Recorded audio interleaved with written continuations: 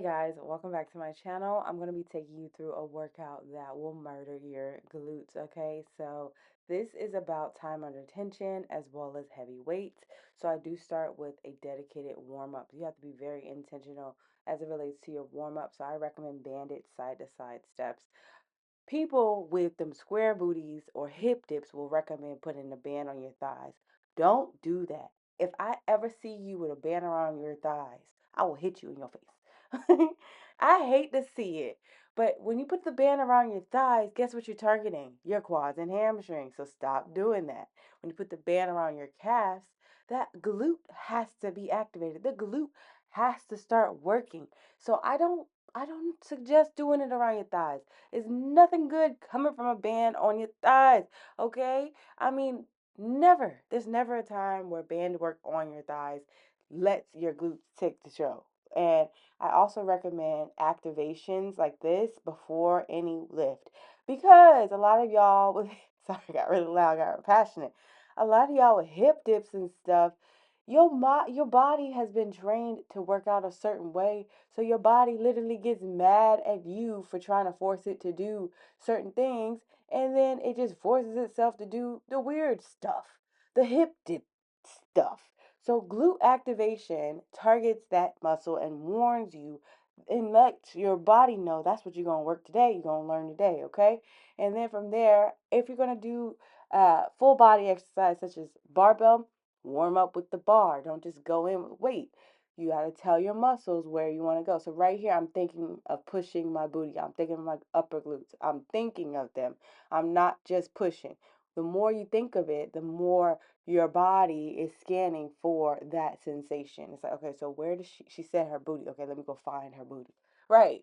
Because if you just autopilot it, you're going to hit them hip dips, them damn hip dips. But yes, this is what you do.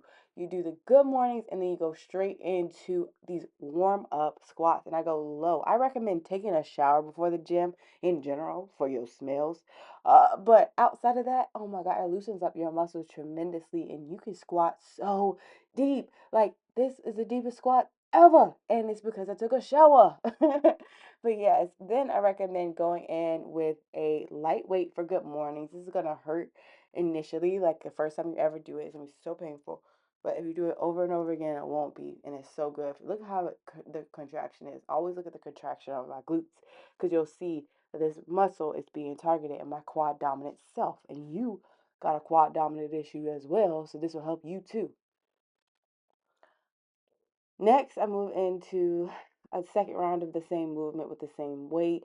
Just because it is barbell, we don't really need to do progressive overload because we are focusing on that time under tension here. It is super painful, but it's a good pain. Definitely recommend 10 out of 10 for you to do this. The entire workout will be in the description of this video. I definitely recommend focusing on doing as many reps as possible and really challenging yourself. A lot of times we go to the gym because it feels good. It's like, oh yes, I love training legs. It's my favorite day. But you need to go to build your body. That's what you're supposed to do. Change your body. If you don't change your body, you're never growing. And once you change your body, then you can change other aspects of your life, like in terms of your patience or your goals in your career. You can exceed those expectations with this. So take this as an example of what you could do. So for me, I just got to the nitty gritty here and I went up to my working set. I wouldn't recommend this for beginners. Don't do that. If you are a beginner, you start with your warm up set and work your way up. But I am a bit advanced just because I have been working out for, I don't know, like 6 years now. But also just genetics play a big key factor in lifting this heavy.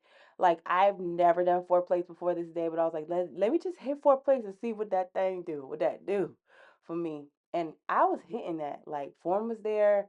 I got 9 reps in the first time, and then I got 10 reps in the second time of 4 reps or 4 plates. I really challenged myself this day, and it pays off. Like the pump is real, and you never know what you could do until you try to do it. But don't try to do it from the perspective of I'm worried if I can do it or not. Try it from, you know what? I could do this just based upon what you've done in the past. And here, moving into single leg press. From here, I'm thinking about my butt. Like I always say that just drive through your glute. Let your glute press you straight through. Press the glute. press your glute. Always focus on that mind muscle connection. There is super important to be intentional about your glutes, because a lot of times you run into the scenario of, if you are doing leg press, single leg press, and you're not thinking about your glutes, you're just going to target your quads, and that is super annoying. Don't recommend doing that.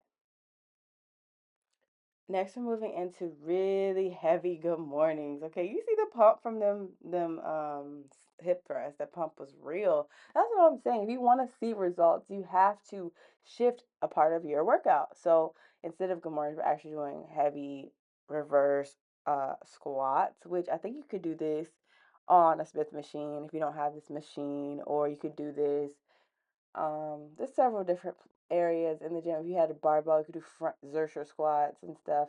But I do it's just tripping this day.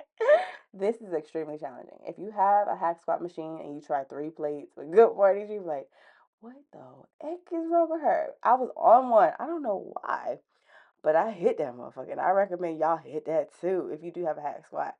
And like I said, everything of the details will be in the description below. But that is how you get results, okay?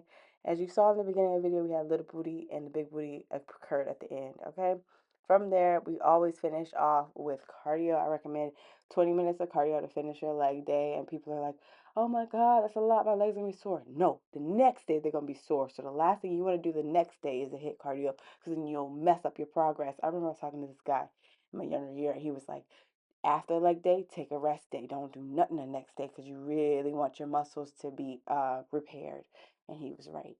And I recommend that for y'all too. After this workout, take a rest day and repair your muscles. And then you can hit upper body. And then the next day you do legs. Keep 2 days in between your leg days. A lot of people try to say, oh, legs every day. That means no booty. You do legs, skip 2 days, and then legs. Okay? Period.